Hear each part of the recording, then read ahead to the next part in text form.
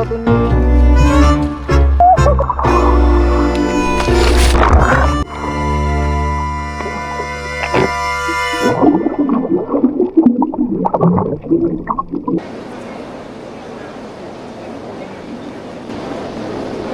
Sa Rock Island.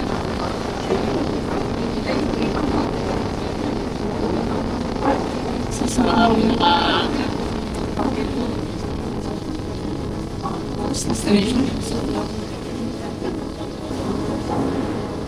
Uy!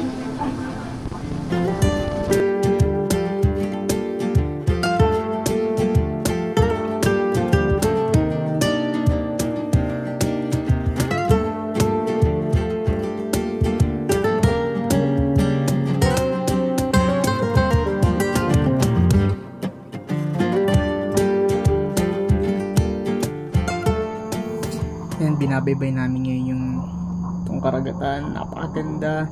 So ayan, ayun yung Rock Island. Ito yung mga island na nakikita pag sinearch mo sa Google na yung Palau. Ayan yun. Kasi top view yung laging pinapakita sa Google eh. Ayan yung pag nasa yate ka or bangka, ayan yung makikita mo. Pero pag nasa airplano ka sa taas, makikita mo yung napakaganda lalo. Ayan, sobrang ganda yan. Sana loobin. Patry natin yung aeroplano na yan. Maliit na aeroplano lang yung makikita mo yan. Tapos ayun, ang ganda nun, kulay blue. Ano meron dun? Maliit lang siya na part pero puro blue. Sky blue ba yan? Ayan, mas ang ganda. Napakaganda. Makita nyo lang sa personal. Ganda yan. Obra. Our hearts beat to the city streets, we began to feel the fire. We rise like tall buildings as the chemicals they take us higher. The night's young, it has just begun as she puts her hand in mine. We wanna chase the night, wanna dance to the light, pull the stars from the sky, just two hearts running wild. Alright, we're here.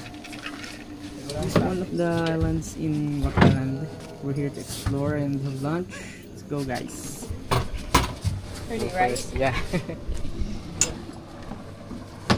Let's go in the river.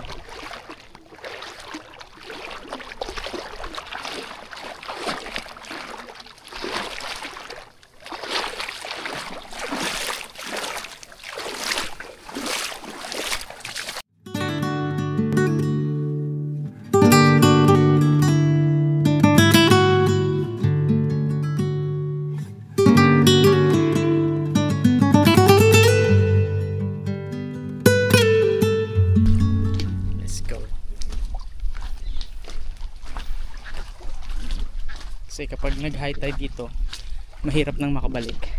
Parang umaakyat yata yung tubig hanggang dito. Oh, so ito yung cave yata na sinasabi. Nakakatakot.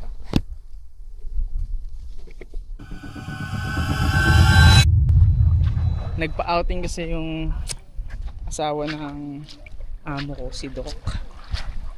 Ayan sila. Dito kami dinala. Pero sinama lang talaga ako.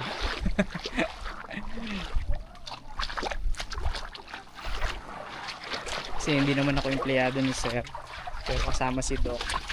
So sinama na rin ako. Wow! Wow! Yun no?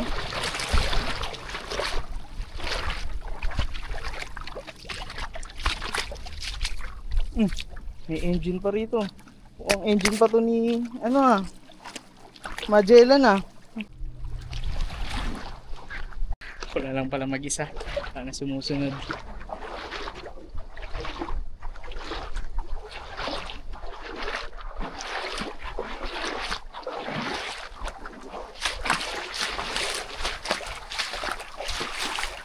Wow! Ganda!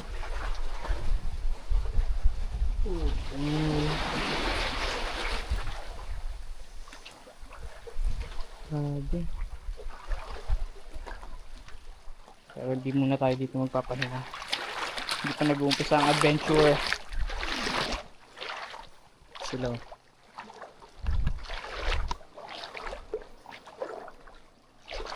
Walang po ano pa meron dito, pero ang sarap ikutin. Mag high tide man. Siguro kaya ko naman bumalik. Kasi mong tumataas yung tubig hanggang dito. Sabi ko kasi tumataas daw talaga yung tubig. Pero mamayang alas 12 pa naman. Ganda.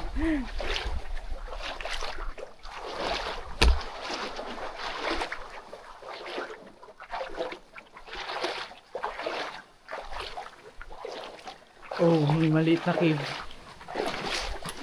Ang ganda naman dito.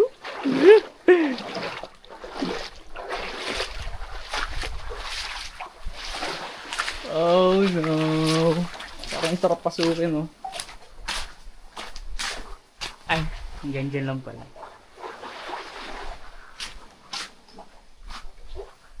Ganda.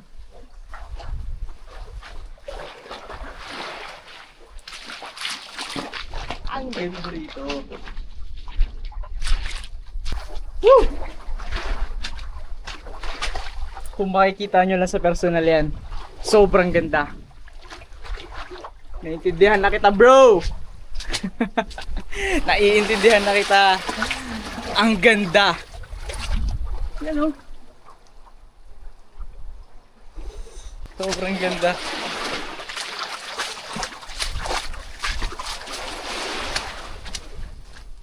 Hindi ko alam kung hanggang saan itong ikot-ikot na to, pero pupuntahan ko pa din. Sana walang tiger dito. Mangula na dun.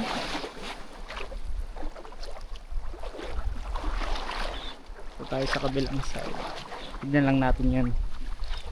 Parang maliit na dito. Dito kasi dinala ni sir mga ano niya, mga trabahador niya, kasi kung dun lang din naman sila magre-relax, parang wala lang doon. So dito niya dinala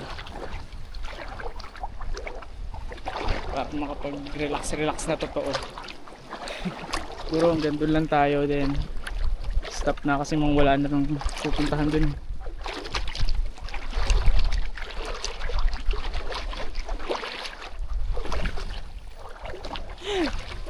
May small beach. Ang ganda naman dito.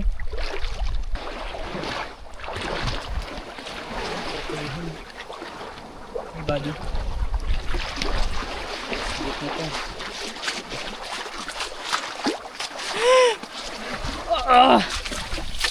Ang ganda. Wow.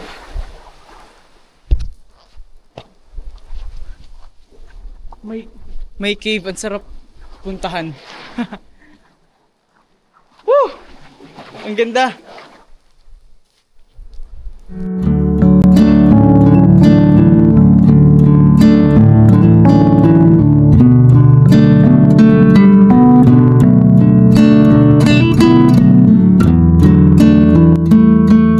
Tumutulong tubig. Ayan. Ba natin. Mukha namang malinis yan. Kung ano lasa.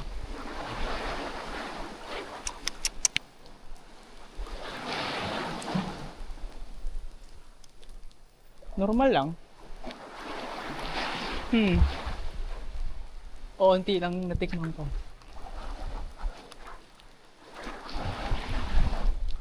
Wah!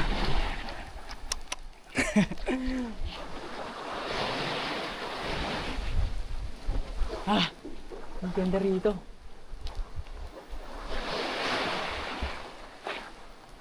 So tayo naman na magre-relax.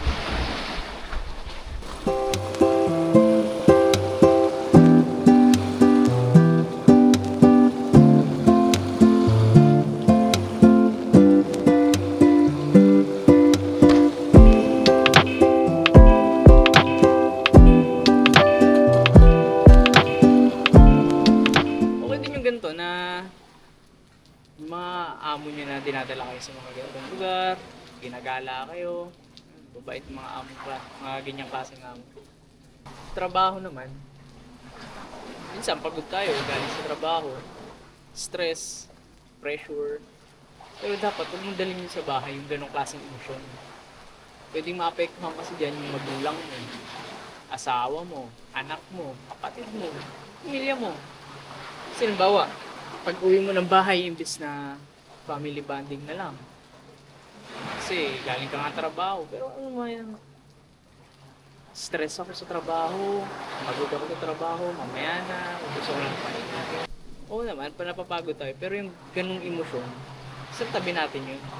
Kasi, di ba sinasabi nga sa trabaho, nasa workplace tayo, pag may problema tayo sa bahay, huwag mong dalhin ang problema mo sa bahay dito sa trabaho. Magtrabaho ka ng maayos.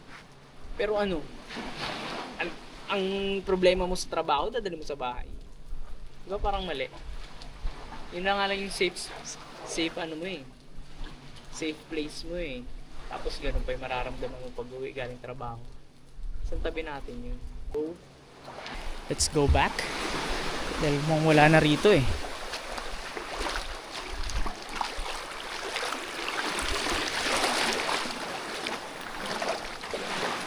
Pero gusto kong puntahan. Ay, let's go. Kala mo ah.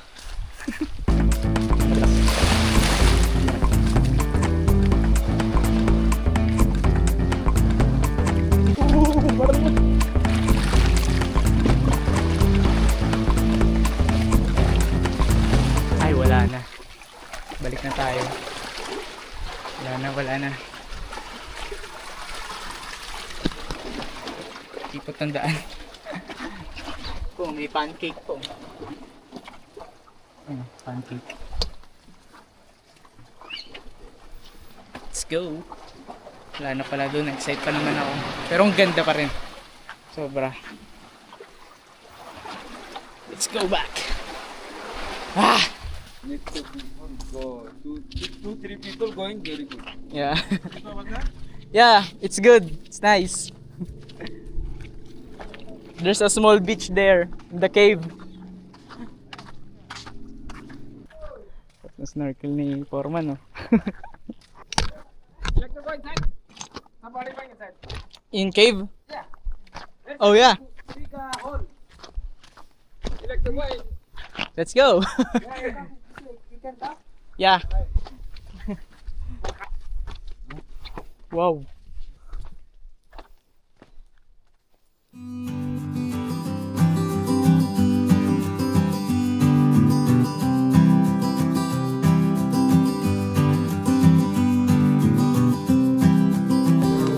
So, mukhang delikado tong cave na to kasi yun pala yan. Pansin naman yung mga bato. Then ito. Tapos mukhang kakabagsak lang nito ng mga parang ilang araw, linggo pa lang. Galing dito.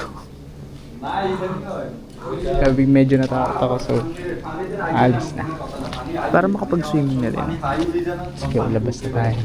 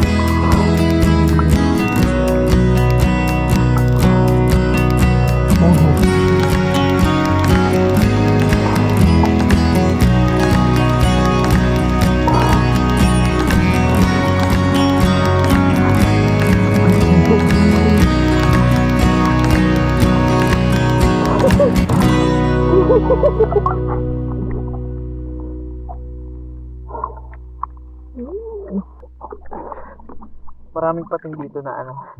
Na kung tawagin black tip yata tawag doon. Binibigyan lang siya nila ng pagkain. Tapos, ayan, kakainin na lang. Sino-sino ng isda yung mag-aagawan dyan. Kaso wala na kayong pagkain. Wala kaming maibigay. Kaya hindi na namin sila makita. Nakakatawa yung mga buto mga buto ng manok. Nag-aagawan talaga nila Ito yung pating nasa mga maliliit na, kukunin niya pa. Hindi ko lang makuhaan Parang gaganda. Kulimlim na rin.